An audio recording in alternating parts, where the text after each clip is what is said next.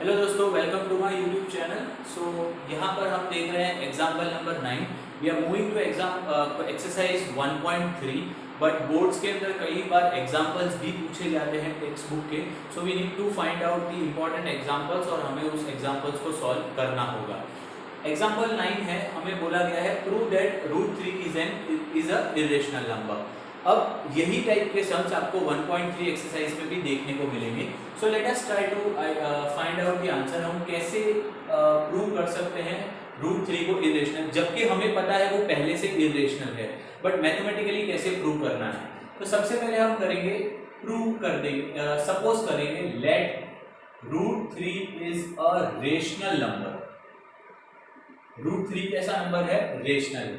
अगर √3 रेशनल है तो मैं बोल सकता हूँ √3 can be written as in the form of p/q। हमने 9th में पढ़ा है, अगर कोई भी नंबर रेशनल है तो वो हमेशा p/q फॉर्म के अंदर रिप्रेजेंट हो सकता है। सो मैंने √3 को p/q फॉर्म में रिप्रेजेंट कर दिया है। यहाँ पर हम सिर्फ एक कंडीशन लिख देंगे, that is p and q are coprimes. क्या कंडीशन हम लिख रहे हैं? √3 p/q है such that p and q are coprimes. Coprime number उसको बोलते हैं जो सक्सेसिव आते हैं, जैसे 3 and 4। तो 3 और 4 कैसे है? सक्सेसिव, और दोनों का कॉमन फैक्टर ओनली 1 है, उसके अलावा और कोई फैक्टर नहीं है। सो को प्राइम्स वो नंबर होते हैं जिनका कॉमन फैक्टर होता है सिर्फ 1। अगर उसके 1 के अलावा कोई और कॉमन फैक्टर होगा तो वो को प्राइम्स नंबर नहीं कहलाएंगे। ठीक है, तो इसका मतलब ये हो गया p and q आर को प्राइम्स, मतलब ये सिर्फ 1 से ही डिवाइड हो सकते हैं और किसी नंबर से डिवाइड नहीं होंगे। चलिए हम एक काम करते हैं, ये दोनों को स्क्वायर कर देते हैं। तो √3 का स्क्वायर हो जाएगा 3, p का स्क्वायर हो जाएगा p स्क्वायर और q का स्क्वायर हो जाएगा q स्क्वायर। ठीक है, हम क्या करते हैं, q स्क्वायर को इधर ले आते हैं। सो आंसर हो जाएगा आपका 3q² is equals to p square. ठीक है, मैं इसको उल्टा लिख देता हूं हमारे रेफरेंस के लिए, p² is equals to 3q²। ठीक है, अब देखिए आपको बोला गया है p² is equals to 3q²। ठीक है, ये हमें वहां पर एक्सप्रेशन मिला है। हम इसको कहीं ना कहीं नंबर से चेंज कर देते हैं, राइट। फॉर एग्जांपल ये है 8 का स्क्वायर और मैं यहाँ पे लिख देता हूँ 2, और मैं भी यहाँ पे लिख देता हूँ 4 का स्क्वायर। ठीक है, मैं यहाँ पे नंबर से रिप्लेस कर देता हूँ इसको। अब आप देखिए ये जो 8 का स्क्वायर है, इट इज नथिंग बट 4 4 जा 16 और 16 2 जा, और यहाँ पे आना चाहिए 4, 16 4 जा 64 होता है। सो अगर मैं इसको लिखता हूँ 8 स्क्वायर को 4 into 4 स्क्वायर, मैं इस तरीके से उसको लिख देता हूँ, तो देखिए मुझे कैसे पता चल रहा है, मुझे क्या आंसर मिल रहा है। ये जो 8 का स्क्वायर है which is nothing but our p square, 8 square को मैं किससे डिनोट कर रहा हूँ? p square, that is divisible by 4। वो किससे डिवाइड हो रहा है? 4 से। देखिए आप 8 का स्क्वायर कितना होता है? 64, और वो किससे डिविजिबल है? 4 से। तो देखिए 4 16 का 64 होता है। ठीक है, और यहाँ पे क्या बचा था आपके पास? 4 स्क्वायर। तो यहाँ पे क्या आ गया? 4 स्क्वायर। सो देखिए 60 and 4 square they are one equal. ठीक है, सो अगर हम ये एक्सप्रेशन लिखते हैं p² is equals to 3q², मतलब p² को हम 3 से डिवाइड कर सकते हैं, राइट। जैसे कि हमने 8² इज इक्वल्स टू 4 into 4 का स्क्वायर लिखा था, तो हम बोल सकते हैं 8² को हम डिवाइड कर सकते हैं इस 4 से। तो अगर इस 4 से हम डिवाइड करते हैं तो भी हमें आंसर मिलता है। तो हम यहाँ पे स्टेटमेंट लिखेंगे that therefore p² is divisible by 3। किससे डिविजिबल है? वो 3 से डिविजिबल है। तो अगर p² डिविजिबल है तो p is also divisible by 3। So p is divisible by 3, ये दोनों से डिविजिबल है। अब देखिए इसके अलावा एक और बात बताना चाहता हूं। सपोज मैं बोल रहा हूं 6 इज डिविजिबल बाय 3। 6 किससे डिविजिबल है? 3 से डिविजिबल है। तो अगर मुझे 3 से डिविजिबल है, आंसर मेरा क्या आ रहा है? 2। सो अगर मुझे 6 लाना है यूजिंग 2, तो मुझे 3 को किससे मल्टीप्लाई करना पड़ेगा? 2 से मल्टीप्लाई करना पड़ेगा। मतलब अगर 6 3 से डिविजिबल है, 6 अगर 3 से डिविजिबल है तो 3 किसी से मल्टीप्लाई भी होना चाहिए। यहाँ पे वो केस में क्या है? 2 है। तो अगर p इज डिविजिबल बाय 3, तो टू गेट p आपको 3 को किसी से मल्टीप्लाई करना पड़ेगा। सो हम बोल सकते हैं let p is equals to 3m, मतलब मैं 3 को किसी से मल्टीप्लाई कर रहा हूं, तब मुझे क्या मिल रहा है, p मिल रहा है। ठीक है, m कोई भी नंबर है, हम m को कुछ भी सपोज, हम कोई और लेटर भी सपोज कर सकते हैं, a b c, मैंने सपोज किया है m। सो p क्या हो गया, 3m हो गया। मैं दोनों जगह स्क्वायर कर देता हूं, तो p square is equals to 9m square हो जाएगा। p स्क्वायर क्या बन जाएगा, 9m स्क्वायर बन जाएगा। मैं इस रिजल्ट को 1 नंबर दे देता हूं, इस रिजल्ट को 2 दे देता हूं। आप देख सकते हैं इज इक्वल्स टू के लेफ्ट हैंड साइड दोनों में p स्क्वायर है, तो इसका मतलब ये हो गया 3q square will be equals to 9m square, बस उसी चीज को लिख देंगे। So therefore 3q square is equals to 9m square. देखिए 3 3 सा 9 होता है, मतलब आपके पास बचेगा q square is equals to 3m square. ठीक है, अब देखिए जब आपने बोला था p square is equals to 3q square, तो आपने क्या लिखा, p square is divisible by 3। अब आपके पास क्या है, q square is equals to 3m square, मतलब 3 से हम q स्क्वायर को भी डिवाइड कर सकते हैं। तो we'll write one more statement similar to what we wrote about p, that therefore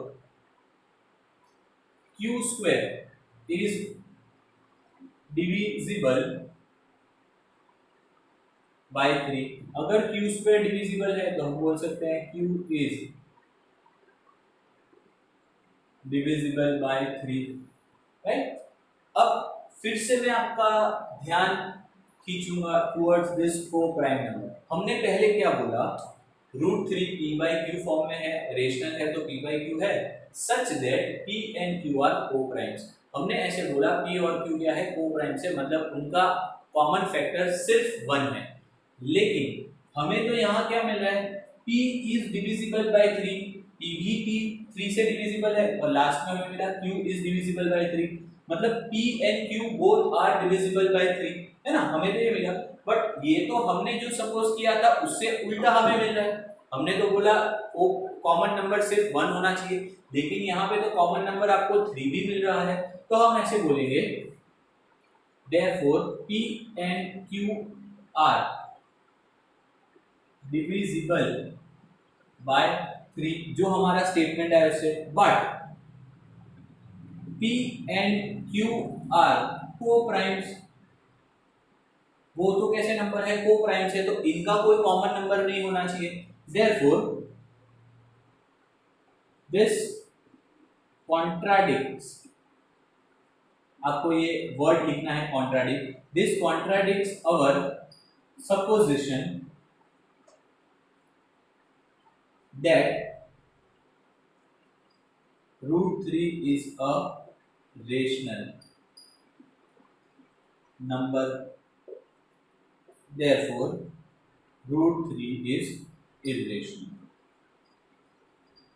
ठीक है, हम क्या बोल रहे हैं, p and q are divisible by 3, but p और q तो को प्राइम्स है, मतलब उनका कॉमन फैक्टर तो 1 होना चाहिए, बट यहाँ पे तो आपको कॉमन फैक्टर 3 मिल रहा है। तो इसका मतलब ये हुआ जो हमने सपोजिशन किया था और जो हमारा आंसर आया है वो दोनों कॉन्ट्राडिक्ट हो रहे हैं, अलग अलग आ रहे हैं।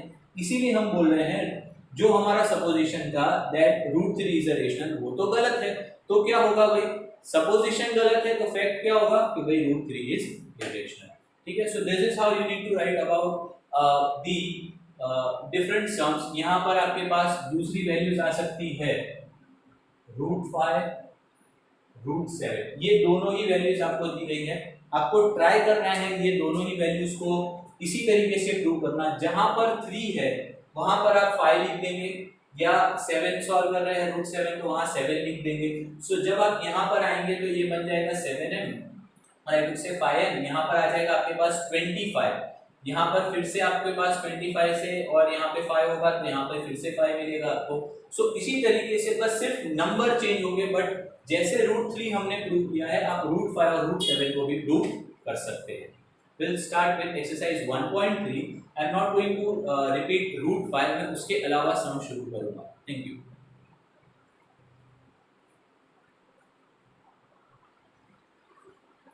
Okay guys, so question number 2, exercise 1.3. Question number 1, जैसे कि मैंने आपको कहा कि आपको अपने आप करना है, that is you need to prove that root 5 is irrational. इस सम में आप देख सकते हैं आपको प्रूव करना है दैट 3 + 2 रूट 5 इज इरेशनल। तो इसके पहले वाला जो सम है हम उसको यूज करेंगे जिसमें हमने पहले से बोल के रखा है रूट 5 इज इरेशनल। सो हम स्टेप्स वही फॉलो करेंगे थोड़े बहुत। So let 3 + 2 root 5 is rational. अगर ये रेशनल है तो हम लिख सकते हैं therefore 3 + 2 root 5 is equals to p/q where p and q are co-primes। ये सेंटेंस तो हमें लिखना ही है, ठीक है। चलिए अब हमें इस सम्स में क्या करना है, जब भी आपके पास ऐसे कोई प्लस माइनस वाले सम्स हो तो आपको ये चीज ध्यान रखनी है, आपको रूट वाले नंबर को एक साइड कर देना है। अभी हमने क्या बोला, ये पूरा रेशनल है, मतलब 3 + 2 root 5 is equals to p/q। ये p/q ये पूरा रेशनल फॉर्म है। देयरफॉर हम क्या करते हैं, 3 को इधर ले लेते हैं, तो 2 root 5 is equals to p/q - 3, है ना। अब यहाँ पर हम एलसीएम ले लेंगे, therefore 2 root 5 is equals to p - 3q divided by q। 2 को इधर ले लो, ये सभी फॉर्म कैसे है, रेशनल है। ये सभी फॉर्म क्या बोलेंगे हम, रेशनल।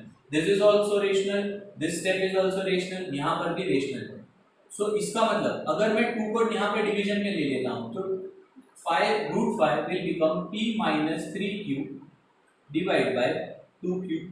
इसका मतलब ये है, ये पूरा पार्ट क्या है, rational. Therefore p - 3q by 2q is rational. ये आपका इक्वेशन नंबर 1, ठीक है। बट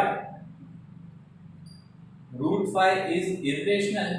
रूट 5 क्या है भाई, आपका इरेशनल है। तो इसका मतलब ये पूरा भी क्या हो गया, इरेशनल हो गया। सो इसका मतलब यहां से अगर हम रिवर्स जाते हैं तो ये पार्ट भी हमें क्या मिलेगा, इरेशनल मिलेगा। तो हम डायरेक्टली लिख देंगे देयरफॉर 3 + 2 रूट 5 इज इरेशनल। बहुत ही सिंपल है दोस्तों, आप इजीली इस चीज को समझ सकते हैं। इसीलिए टाइप का एक और सम है हमारे पास in question number 3। Let us try to find it out.